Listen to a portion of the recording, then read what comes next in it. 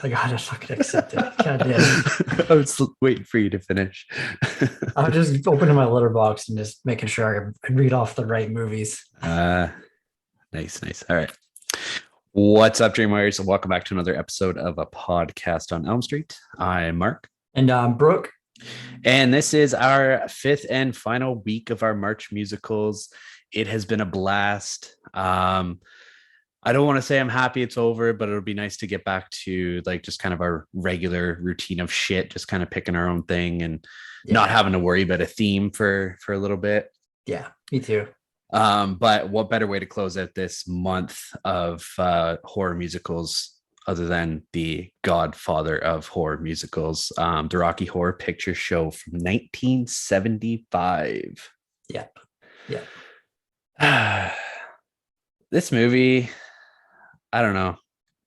Well, we'll obviously get into it, but I don't want to say like it holds a special place in my heart or anything like that, but it's been a part of my life for a long ass time.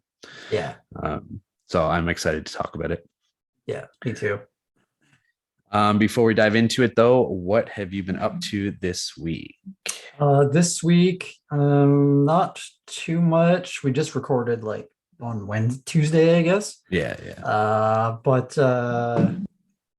I watched Star Wars Episode 3, and then I watched Solo. So those two. I watched King Richard today. Mm-hmm. How was that? With Will Smith. It was good. Yeah. It's on Crave now, or HBO Max or whatever. It was good. I mean, wasn't like anything crazy. Is it Oscar worthy? I don't know if the movie is, but I think Will Smith, I don't know if he'll win, but he was good. And it's kind of cool to see like the story behind Venus and Serena. Mm-hmm. Their dad was just like crazy, but he was right. Like, it's insane. Look at them now, right? Yeah, exactly. And then the only other thing I watched, well, other than we did an episode with Horror Bandwagon on Killer Clowns from Outer Space. Shout out. Yeah, that was a fun episode, and I love that movie. It's a good time. Yeah. And then finally, a movie that all you guys have been trying to get me to watch for a long ass time is a movie called Sunshine. Oh, what'd you think? Yeah, it was really fucking good. Yes. Dennis is going to be so happy. Yeah, that movie is really good. I could definitely see Chris Evans getting cast for Captain America from that movie. Yeah, that's true. I don't know if he was cast from it or like, because I think it came out like 3 or 4 years before Captain America. So yeah. But yeah, I thought he did a great job, and I loved like the concept of that movie too. Mm-hmm. Yeah. And then other than that, did our first YouTube stream. Yes. Last night. Yeah. So I streamed the new game Ghostwire Tokyo, which it's a sick game so far. I'm really liking it. The only shitty thing, like my mic wasn't working for the first like 15 minutes.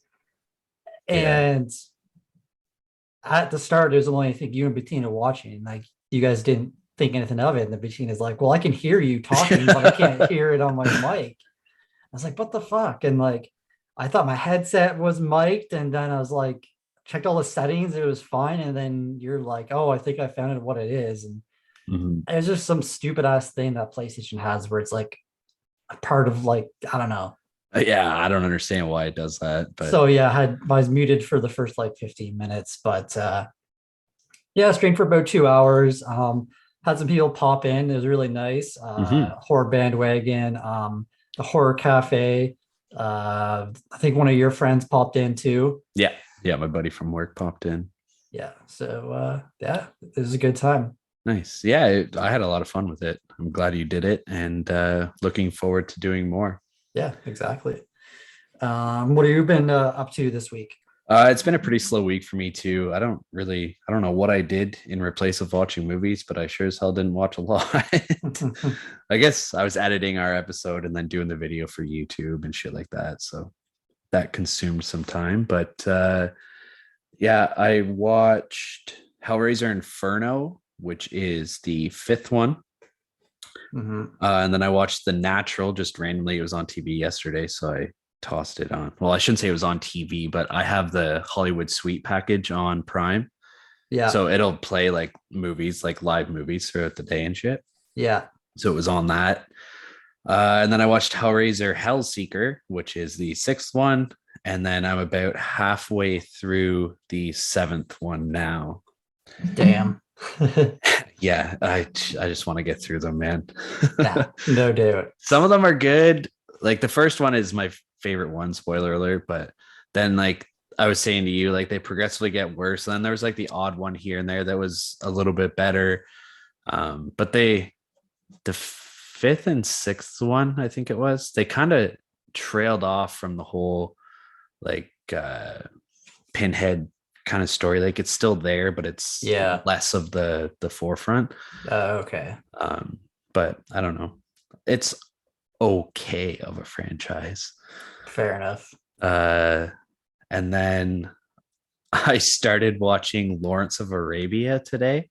Oh shit. Because it's on IMDb's top 250 movies. And it's like 4 hours long. Yeah, it's going to take me a while to get through.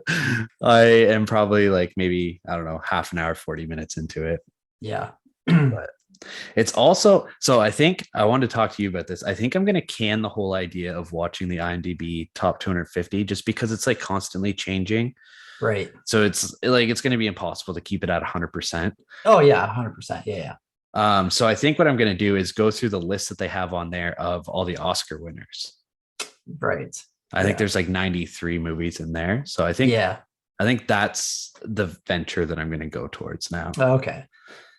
Yeah. I did see Letterboxd posted today on their Instagram, everyone to post like how many Oscar movies they've watched because the Oscars are happening right now, actually. Yeah. So yeah, it'll be interesting to see who comes out on top. Yeah. I've been trying to think of another horror franchise to rank. I haven't decided yet. I think I might do Puppet Master maybe because I haven't watched all of them. I did want to do what's it called? The one with the tall man. Phantasm. But on Shudder, they have all of them except for number 2. Which doesn't make any goddamn sense. Cutting it short real early. Yeah. So I ran into that problem with Hellraiser as well. They have the first 6, then they don't have the 7th one, but then they have the 8th one, and then they don't have the 9th or the 10th. Yeah. So I have to watch them by other means. Yeah. Fucking movie studios, eh? Anywho, you ready to start talking about this movie? Yes, sir. You're under sedation.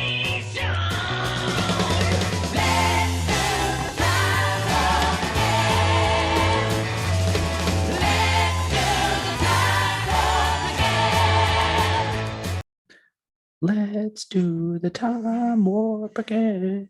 All right. Like we said in the intro this week, we're talking about 1975's horror musical classic, The Rocky Horror Picture Show. Before we start talking about it, though, what are you drinking tonight, Brooke? So tonight I am drinking a Flying Monkeys. The Mutants Are Revolting. Oh, I like that one. Yes. As my last beer. So it was my birthday, I guess a week ago almost.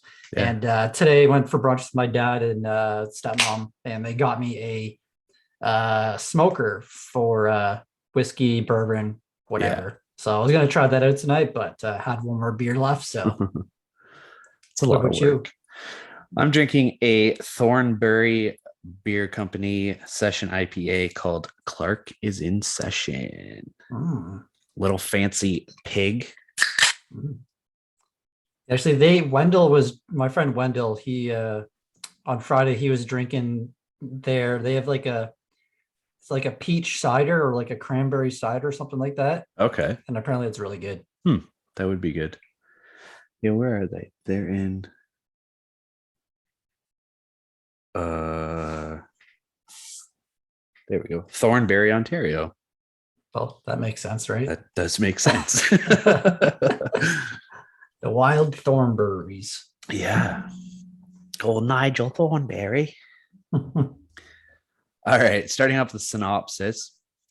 A newly engaged couple have a breakdown in an isolated area and must seek shelter at the bizarre residence of Dr. Frankenfurter. Yeah. Quite the night they have. They do have quite the night. Yeah. This movie was directed by Jim Sharman, who didn't do a whole lot besides this one, but he did Shirley Thompson versus the Aliens, Summer of Secrets, The Night, The Prowler, and Shock Treatment. Mm-hmm. Haven't heard of a single one of them. I haven't seen The Prowler, but I think I just saw Kevin Slosh and Captain. I think he got the Blu-ray of it. It's called The Night, The Prowler, though, so I think it might be a different one. Oh, okay, yeah, it is. Yeah. And then this was also written by, and he created the stage storyline. I don't know why I can't think of the fucking word. But Richard O'Brien, who played Riff Raff, he wrote it as well. Yeah, which I thought was really cool. And fun fact, which I was going to say for the start of the discussion, but he sings the vocals at the start of the movie. Yeah. But anyways, so the cast list, we have Tim Curry, obviously, who plays Dr. Frankenfurter. He is known for It, Home Alone 2, Congo, Clue, The Wild Thornberries. The worst. Really? Yeah, he plays Nigel. What? I had no idea. That's hilarious. The Worst Witch, which is a movie that we did back in October with Seth from the HMC. Shout out to him for picking that god awful fucking movie.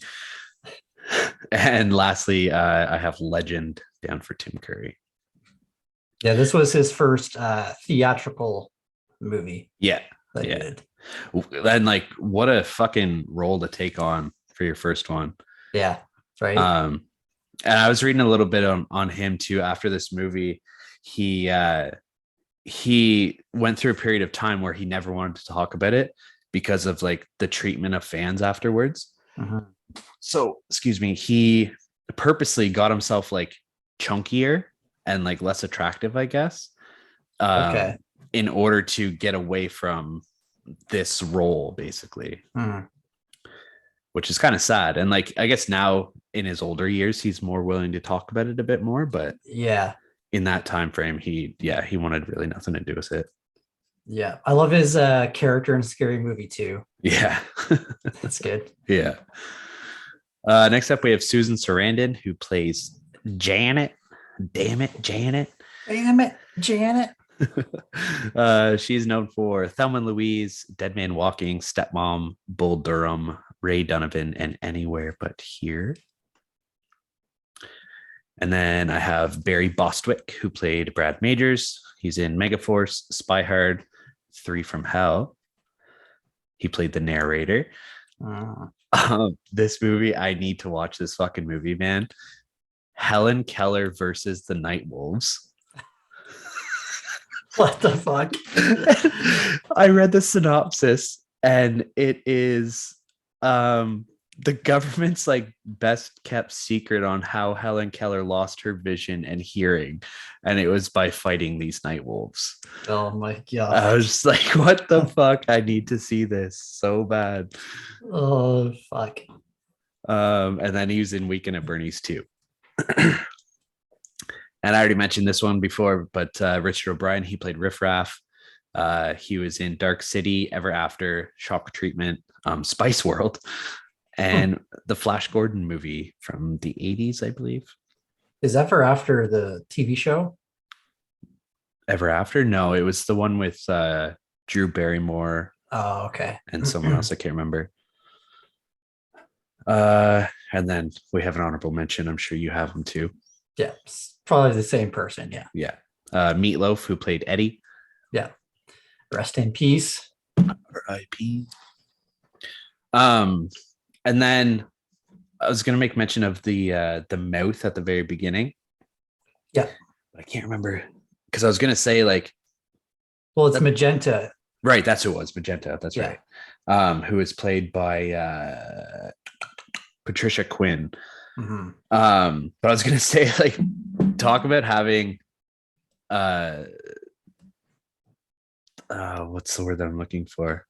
I don't know, no fucks given, I guess, or like no worries at all, because like that's a like very close up image of this woman's mouth. Yeah, so I was gonna say, like at the start of the discussion, like the mouth in this part is like legendary, but it's like kind of creepy. Yeah.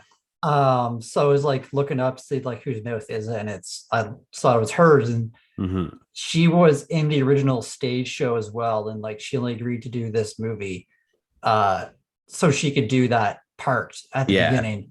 And then they told her, oh yeah, you're not going to be singing, it's going to be someone else. Yeah. So she just agreed to lip sync it.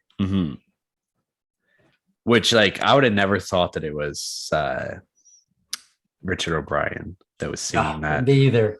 Not at all. But yeah, let's talk about this movie, man. Let's get into it. So yeah, you mentioned that this movie doesn't really hold a special place in your heart, but you're saying it's been around your life for a long time. So like, what's your history with this movie? This is like my mom's favorite movie. Oh, is it? So yeah, I was introduced to it at a very young age. Back in the day, I was like, I didn't like it. I thought it was stupid because I don't know, it's a musical and it's from the 70s, and it's a man with makeup and panties and lingerie and shit. And I was just like, I didn't want anything to do with it. But as I've gotten older, like it's a often watch for me. I really do enjoy this movie quite a bit. Right. Yeah, this one I've never really watched a lot. I only recently watched it. Like, I think the first time I watched it was maybe like 6 or 7 years ago. Okay. I've watched it a few times since then, but it's not like I don't go back to it. I would really like to see this movie at what's the movie theater called in Ottawa here. God, the old one there. Anyway. Oh yeah, I know what you mean. So there's an older movie theater here, and in October they always do like special showings of this movie where like people bring stuff to the movie. I forget what the whole thing is, but yeah, it sounds like a blast. Yeah, and that's a lot of the stuff that I read on this too, is that if you have the opportunity to see like an interactive showing of this where like the audience gets involved and everything like that, like do it, because it's so much fun. Yeah. And like I'm surprised I haven't seen this movie, like, because growing up my mom loved Meatloaf. Like I remember she always had like his tape decks and stuff, so like we'd always listen to him. So I don't remember, I'm not sure what her history is with this movie, if she liked it as well, but yeah, you'll have to ask her. I shall. Yeah, so we talked about the opening scene with the first song. It's the first one. What's the first song called? Science fiction double feature. Yes, science fiction double feature. Yeah, and then it cuts to a wedding of Janet and Brad's friends. And by this opening scene, did it seem to you like Brad didn't really want to marry Janet? He plays it off as he's like being, well, I think it's supposed to be that he's like being bashful or like shy about the whole thing. Oh, okay. And it's acted weird. Like it does seem like he's trying to avoid her and like running away from her and stuff like that. Yeah, because Janet catches like the bouquet, and then the new husband like it was like, oh, now your turn, Brad, and he like kind of like gives this weird look, and then just breaks out into song like right away. Yeah. But I think Brad's also like a little upset because Ralph plays it off as like the only reason why he married Betty was for like money or something like that. Oh, So I feel like, because like then Janet's saying like, oh, they're such a great couple, and Brad's just like, yeah, are they ever? yeah. Mhm. Yeah, I love this song too. Damn it, Janet. Yeah, it's so good. You just get that classic picture of like the guy with the Yeah. pitchfork and his wife, and the first part of the song, Brad's like, "Oh, Janet," and then they're like, he says, "Damn it, Janet." They're like in the background, just Janet. Janet. And then it like switches to him, and they're like, "Yeah, the Brad." And it's such a weird place for a wedding too. Like it's obviously at a chapel, but they're like singing their songs throughout a cemetery and whatnot, and like they're dancing through gravestones and stuff. And I'm just like, so like in their pictures, like they're going to be coming out of the chapel, and there's going to be tombstones all beside them as they're walking down the freaking aisle back to the car. Yeah, and for Susan Sarandon's audition, she sang "Happy Birthday." Yeah. Yeah. I think she was actually like a singer for other things too back then. Oh, was she? I can't remember what I read, but if she was on stage, it might have been that she did stage shows or something like that. Okay. But this movie's cast very well. Like it seems like every single person pretty much can sing or has musical background. Yeah, definitely like a theater background. Yeah. Pretty much everybody. Yeah. What do you think of the whole narration aspect? Like, what was the criminologist part in this movie apart from telling the story? Like, was he investigating Frankenfurter? I feel like that's kind of what it like. He's investigating what happened that night. Yeah, because like it's a murder scene at the end. Spoiler alert for anybody who hasn't watched this, but well, I mean, but I don't know. It kind of isn't, right? Because at the end, Frankenfurter, you can see him crawling. No, but like Meatloaf's character is dead. Oh yeah, okay. By the hands of Frankenfurter. Rocky dies. Yeah, but he's crawling too, isn't he? At the end, I swear I saw both of them like crawling. Plus, it's like an alien invasion. Yeah. Yeah. I'm just going to the end here.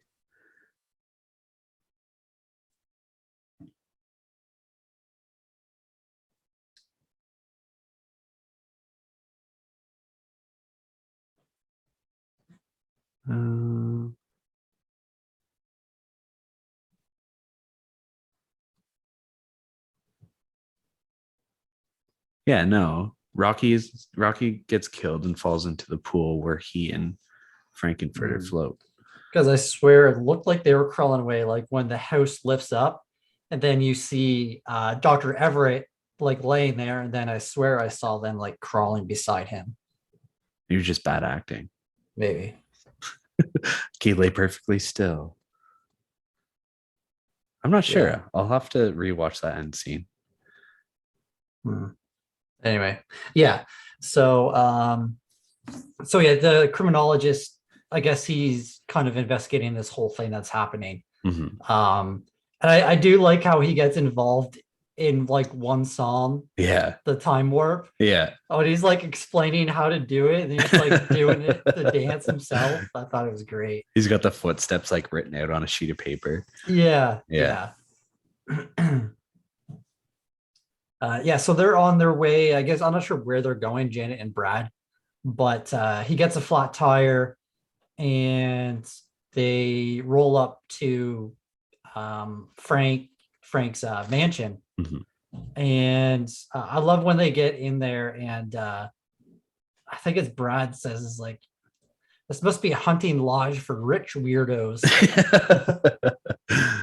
Yeah, because it's just in the middle of nowhere, like in the forest. And this movie is like kind of a spin on Frankenstein. Obviously Frankenfurter, and he's making his own creature. He's a doctor, and Riff Raff is kind of a like Igor. Yeah, that's it. Yeah. I thought you were going to say something there. I was going to, but I'm not.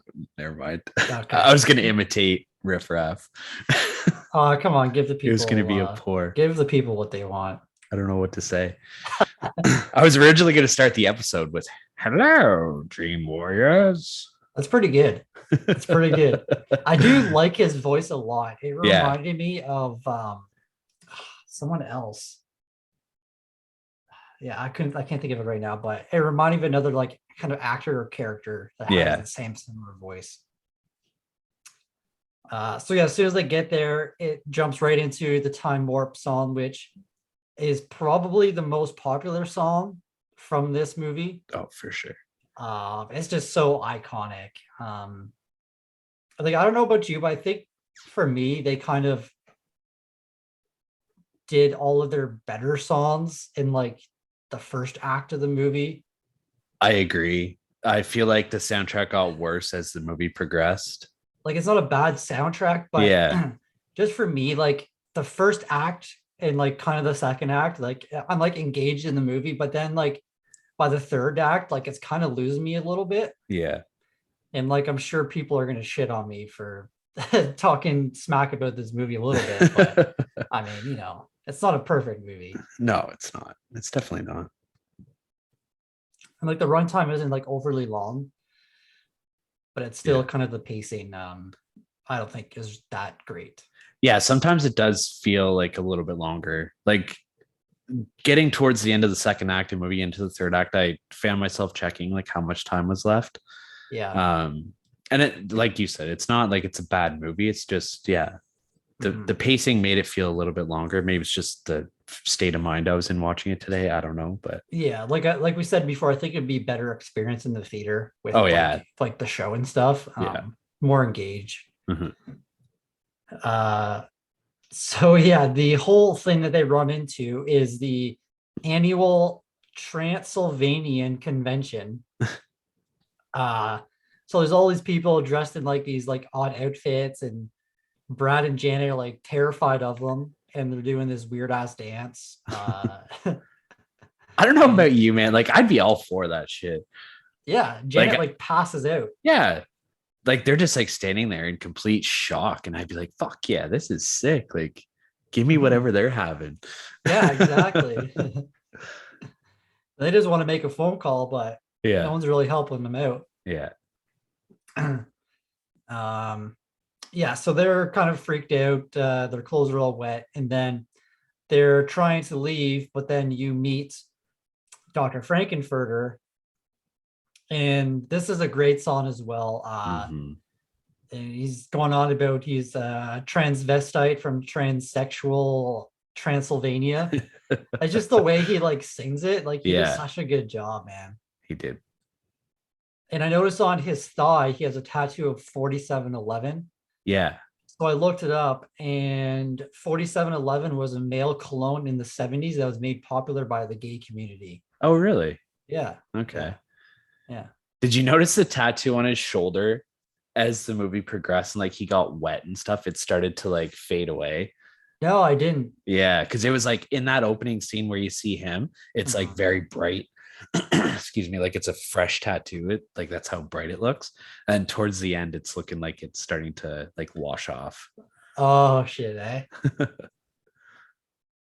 It's funny. I love the scene whenever they just like start undressing like Brad and Janet. Yeah. And Brad, they're like unbuckling his pants and he's just like letting it happen. And Janet's like, Brad, what are you doing? Just getting ready for the orgy. Yeah. And so Frank is taking them up to his lab. And this is where you see Rocky be born. He's kind of like the Frankenstein's monster version of that. And he can like sing and talk already. He's fucking jacked. Yeah, he's like the peak of male physical performance. Yeah, he's ripped. And like during this song, Frank is going on, I think it's this song. He's like Make a Man Out of You. Yeah. And like he gets them all like weights for his birthday, like a gymnastic thing. And it's, dude, this guy seems like a man already. Yeah.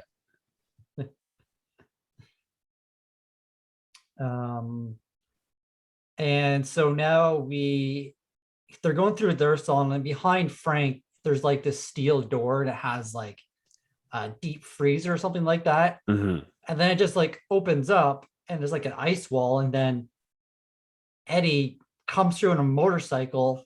And like his whole character in this whole scene, I did not understand at all. Like, I don't know, it just felt so out of place, like kind of to have a reason to have Meatloaf in the movie. I don't know. Well, because he was Frankenfurter's first experiment. Because he was kidnapped or captured. Yeah, he was like the delivery guy. Mm-hmm. But he was his first experiment because like you can see like he's had the top of his head cut off and like sewn back on and shit like that. And something happens where he like it fucks up, obviously. Yeah. And then that's when And Frankenfurter starts working on Rocky. yeah. Yeah. And Columbia was in love with Eddie. Yeah. Like she was like obsessed with him. Like her Mhm. room has like pictures of him and all that stuff. Yeah. I loved her character as well. Like she was like one of those like 1920s type actresses, like with the really high pitched squeaky voice, and like Yeah. she had her makeup like just like the lipstick like in the one spot on her lips, and she had short hair that was like all super greased. Yeah. But yeah, I really enjoyed her character. Yeah. I liked her part in the Time Warp. And she Yeah. did like the tap dancing little solo. Yes. Yeah. Yeah, that was good. Yeah, so Eddie's like going around on his motorcycle, and then he goes back into the deep freezer, and Frankenfurter just pulls a pickaxe out and starts killing them, and Columbia's like freaking out and crying. So yeah, Eddie's dead. Yeah. Very quickly. Very quickly. Yeah. Yeah. And then I think it's kind of at this point where the movie starts losing me a little bit. Like it gets super fucking weird. So they separate Brad and Janet into separate rooms. Yeah. And this scene is hilarious, but it's just so weird. Like I don't know what they're going for, but so like Janet's in her bed, and like it has the The bed curtain. like bed curtains, yeah, around the bed. And you can't, it's like kind of like shadowy. There's like a faint light behind it. I kind of like how it's shot though. Yeah. She's laying in bed, and then you think it's Brad that comes on the bed, and then it turns out to be Frankenfurter. And then she's like, "Oh my god, it's you! Like, what are you doing?" And he's like trying to have sex with her, basically. Yeah. Like, he's pretty much forcing himself on her. Yeah. And she's like, no, like, what about Brad? And he starts kissing her, and she's like groaning, and she's like, oh, you won't tell Brad, right? And it's like, what the hell, man? And then I guess they have sex, maybe. I don't know. And then it cuts to Brad's bed, and Frankenfurter gets in, like, it's like picture for picture, like the exact same dialogue and everything they have. Yeah. And Brad's like, oh, what are you doing? And then he's like, oh, you'll like it. And Brad's like, oh, okay, but don't tell Janet. Then like he gets dick sucked, and then I think Riff Raff calls Frankenfurter. Then they're like both like bummed out. Dead. I don't know. I don't know if it's like Frankenfurter like kind of putting a spell on the both of them or what, but like yeah. I don't know, Janet, even later, like after she's going down the elevator, and she feels terrible about cheating on Brad, and she's like, oh, Brad. And then like the next second she's hooking up with Rocky. And she's going her saying her song about touch of me. Yeah. And like, yeah, I want to feel dirty. And it's like, what is going on with her character? It's just like a full-on orgy. Yeah. They actually wanted her to be like full frontal nude for that song, and she refused to do it. So that's why they had her in like she had like a corset on and stuff like that. Yeah. She looked fucking good though. She did. Yeah, she did.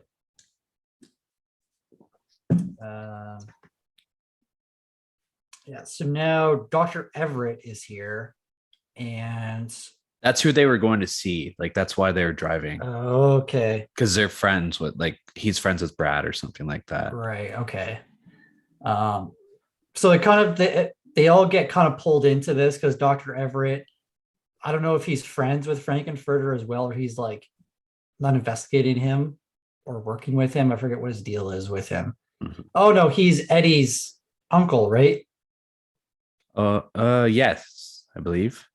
Yeah, I think he's Eddie's uncle. And I think he was going there to investigate where Eddie was. Mm-hmm. So yeah, he gets in there, and I wanted to look up how they filmed this scene because they're like Frank and them are in the room where they bring Rocky to life, and he pulls his switch, and this like giant magnet comes out, Yeah. and then like it pulls his wheelchair like all through the house, like around it. So I wanted to see like how that was filmed. So it was pretty cool. Yeah. I wonder if it's just like wires that Mm-hmm. they either edited out or Oh, maybe. maybe there's big magnets under the floor and they just like maybe brought them around. Maybe. So yeah, Dr. Scott came to find Eddie. There was one scene in here wrote in the trivia that I don't know if it was the dinner table scene, but someone like smashes their hand on the table and they hit Susan Sarandon's hand by accident. And I guess that was like a real thing. Like she was actually hurt from it. Like her reaction in the movie is like real. Yeah. But I didn't catch the scene where it happened. I didn't see it either. I read it afterwards, but it was Brad that does it. Yeah. And then she gets him back later on by accident because she's wearing like stiletto heels during one of their dance routines and she steps on his foot and like he reacts to that and you can see it in the movie as well. Yeah. Yeah. She didn't accidentally. So yeah, they're all like having dinner.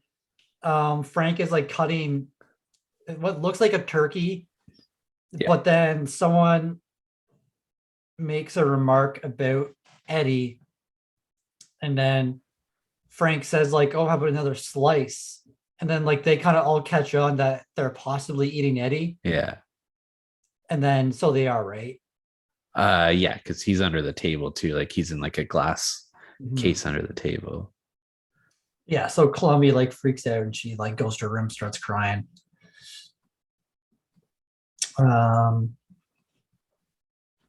So I think Eddie knew about the stuff that Frank was doing. That's why he went to the house, right? Mm-hmm. Yeah. So yeah, now there's kind of like a standoff between them in like the lab. What's her name? Magenta like pulls this like lever and it says like Medusa on it, and it just changes everyone to stone. Yeah. Because Rocky ended up trying to run away, but he came back, and then he hooked up with Janet. Yeah, because Rocky's starting to like go against Frank at this point. Like he's starting to realize like this is a bad dude. Mm-hmm. And like I'm wondering if that's kind of what was happening with Eddie as well. And that's why he locked him up in that freezer. The freezer. Yeah. And then Columbia like kind of starts like freaking out, and she's like, "You know, I loved you, Frank. You have to pick between me and no, it's not Rocky. Yeah. Is it Rocky? Yeah. Okay. And then he just freezes everybody. Yeah. Not freezes, but turns everyone to stone. Mm-hmm. And this like final act, like I had no idea what this had to do with any of like the story. Like it just felt like so out of place to me. Mm-hmm. I don't know. What'd you think? Yeah, it's weird. Do you mean like the whole alien thing? No, not the alien thing. Just like the whole stage play that they do. Yeah. Like, is it just Frankenfurter? Because at the end he thinks he sees an audience there. So do you think his mind is just like fucked? And yeah, it could be like he wanted to be like center stage kind of thing. I'm just looking in the notes, see if there's anything. Yeah, I don't really know. I don't really have any sort of, I don't know if it's just like Richard O'Brien, like, or the director, sorry, Sherman, whatever, I can't remember what his first name was. Jim Sherman? Is that what his name was? Yeah, Jim Sharman. I don't know if it's him like just kind of keeping the whole like stage show as sort of like an homage to the actual play. Yeah. Just to kind of have it in there. Yeah. But yeah, I don't really know. Yeah, so like during this whole stage show, the four of them are on the stage in rock, and then he has them dressed up in like makeup, and then what's it called, the corset and like the lingerie and stuff, and then he like switches a D Medusa switch, and then they all like start singing the song, and then Frankenfurter is like on top of this like diving board kind of thing, and then falls into a pool, and they all get in the pool. I don't know, it's very weird. It's like they're not like what they used to be. Like I don't know if they're dead or like what. Yeah, I don't know. It's very weird. And then Dr. Everett is like in his wheelchair as a like stone person, and then like the switches magically switches again, and he gets unstoned. And then like this is where Riff Raff and Magenta come out, and you realize that there actually are aliens from the planet of Transylvania.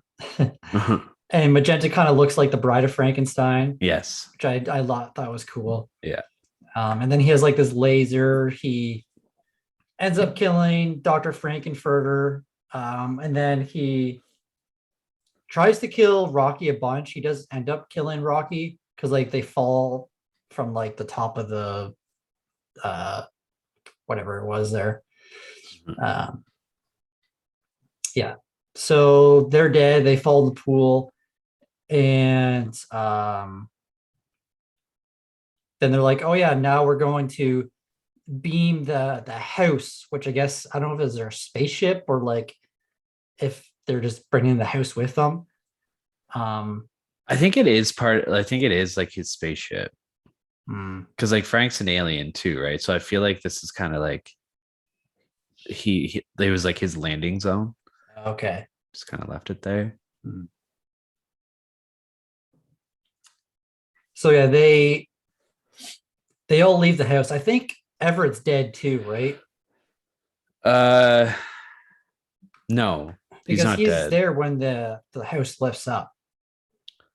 Yeah, but no, he's not dead. Oh, okay. But yeah, Janet and Brad escape. Yeah, they escape with Dr. Scott because they're carrying him. Oh no, wait. No, they're not.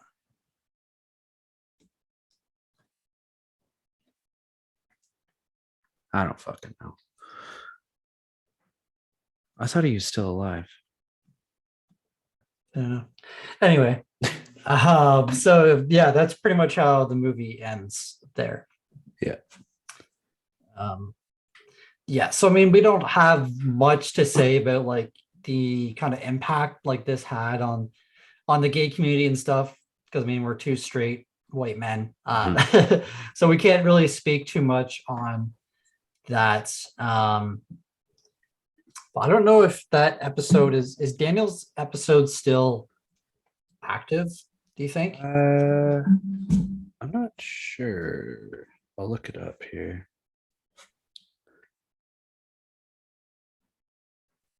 Yeah, he is still there. Okay.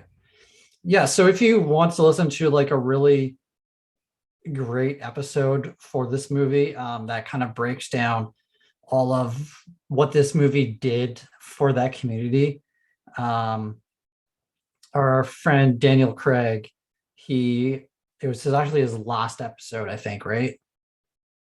No, it was his 50th episode. 50th episode.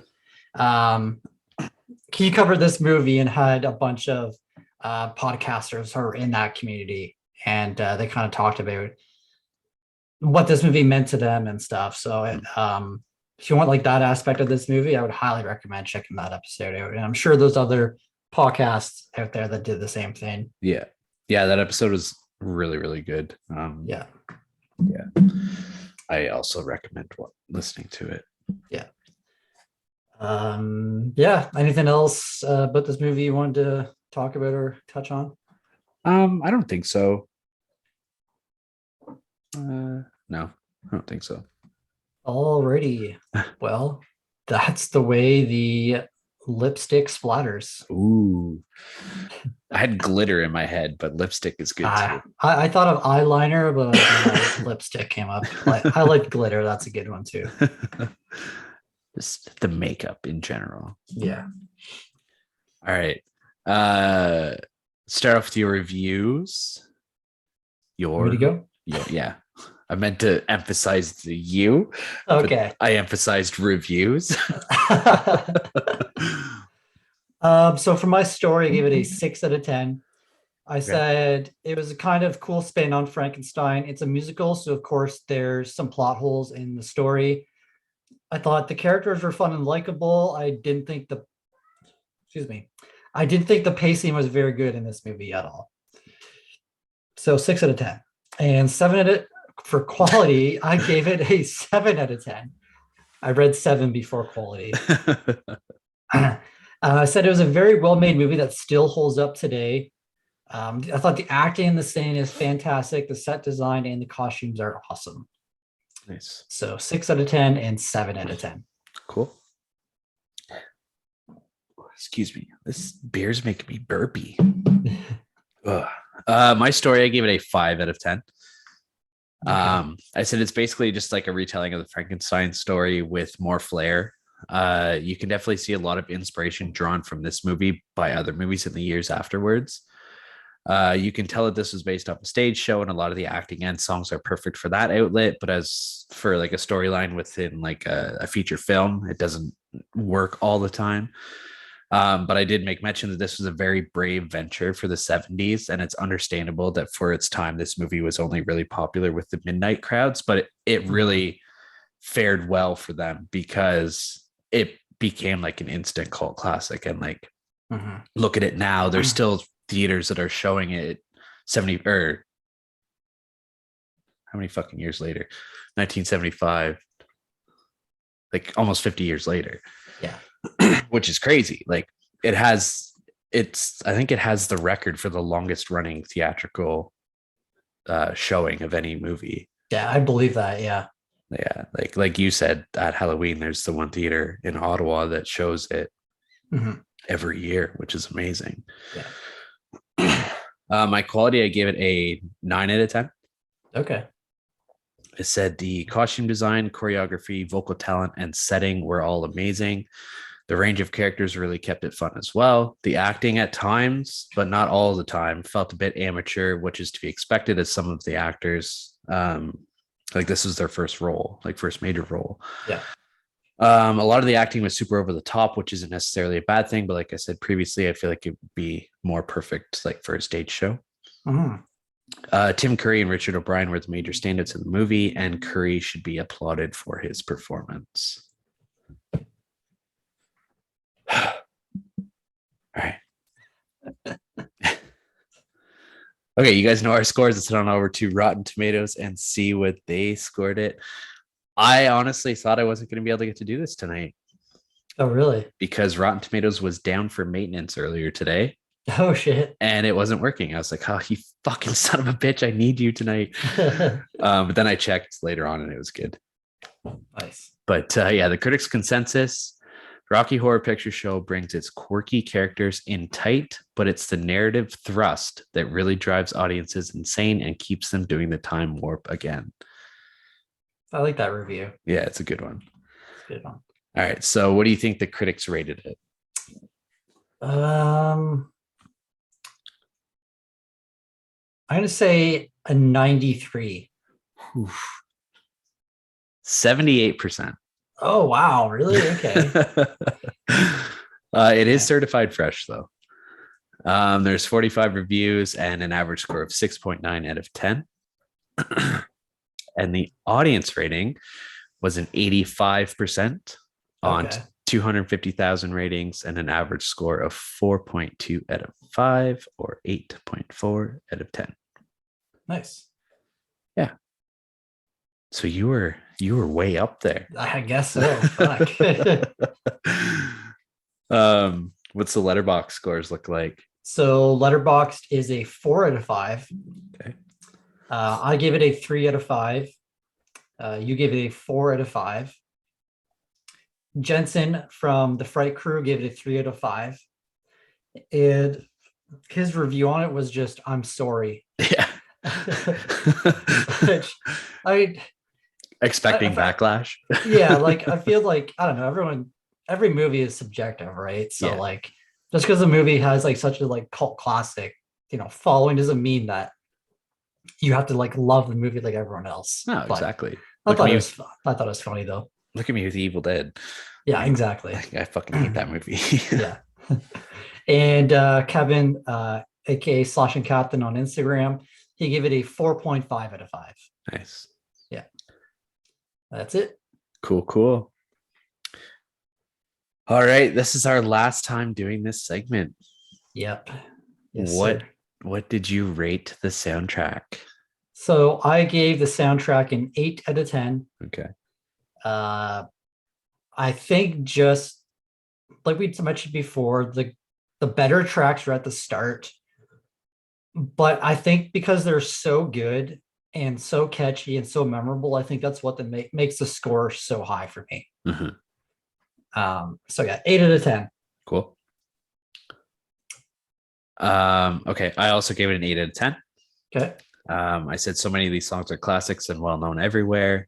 And then I added a second line, but it gives away my favorite song from the album or from the soundtrack. So I'm just Okay. going to delete it. I don't know why I put that in there.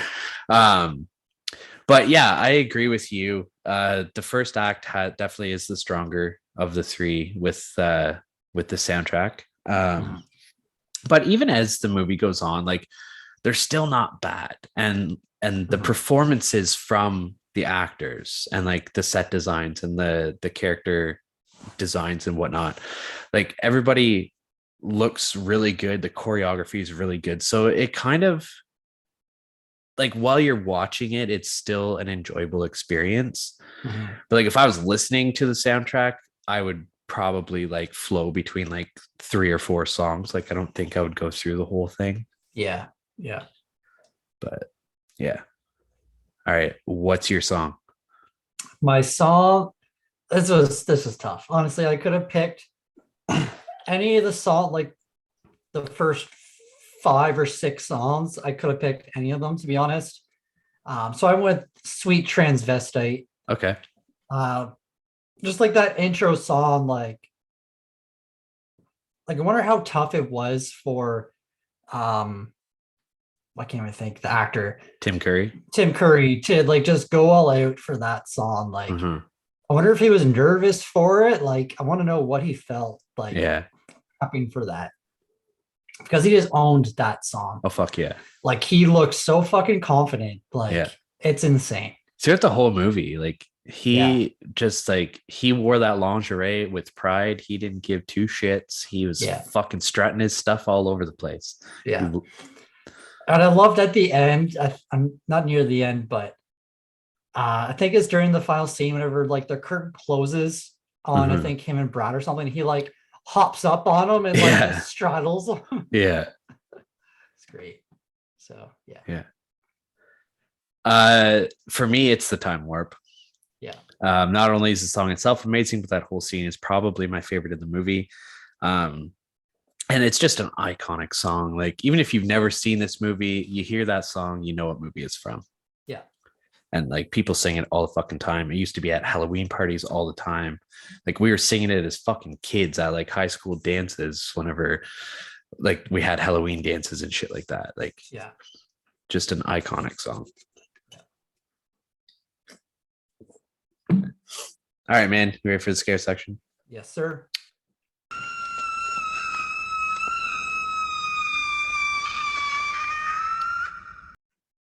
Okay, what did you give it for a scare rating? So for scare rating, I gave it a 1 out of 10.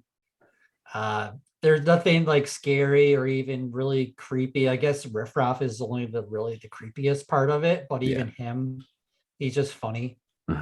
There's not really any kills in it, really, except for Eddie. Even like Eddie's body at the end, like it's kind of hard to see like what is going on really. Yeah. So yeah, just 1 out of 10. Cool. Scariest scene. I said all of the pelvic thrusts. I got secondhand embarrassment. Nice. Yeah. Would you survive? Yeah, I said yes. I feel like I can dance pretty well. So Okay. All right. My scary rating, I also gave it a 1 out of 10. I said it's not scary at all. Like the only real consideration of it being horror is like the similarities to other horror classics, I think. Like, I mean, like the subject matter is somewhat horror, but the way it's presented, it takes away like any sort of fear factor. Yeah. My scariest scene, I said Tim Curry's bush coming out of his panties. Nice. And would I survive? I said I look more like Eddie than Rocky, so I'm probably dead at the hands of an angered Frankenfurter. All right. I like that. Yeah. I can't dance, man. My pelvic thrusts aren't saving me in this one.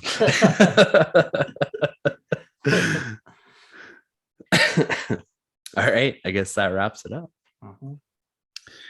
Okay. I had a lot of fun this month doing these horror musicals. It gave us the opportunity to do movies that we maybe wouldn't have done or kind of would have put off for even longer. But yeah, it was fun. This is a nice way to wrap it up. Great movie. Lots of fun. Yeah, had a great time. Just keep saying fun. But yeah, join us next week as we get back to our regularly scheduled programming, and I get to pick the movie. And what is that? You were playing Ghostwire Tokyo last night. Yeah. And I was hearing like the Japanese dialogue and whatnot. And I was like, fuck, I could really go for some like J horror right now, or like Asian horror.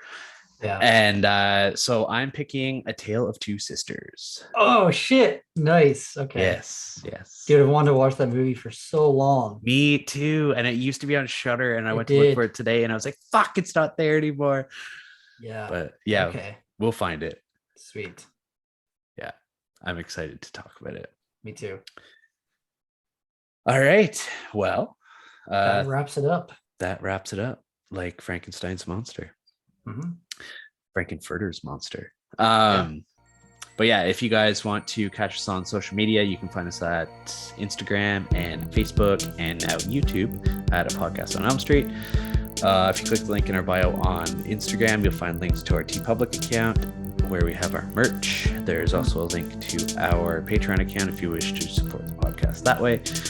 And there's also links to both of our individual Letterboxd accounts, our Discord server, our YouTube, and anywhere that you can listen to us.